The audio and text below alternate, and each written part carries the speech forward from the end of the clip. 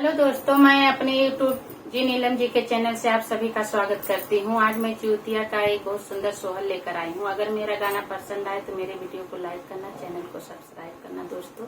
धन्यवाद। मचियाई बाई सासू बाहू आया रजकार बाहू आया रजकार हो सासू दाई देतुआ पानी चुनरिया जूतिया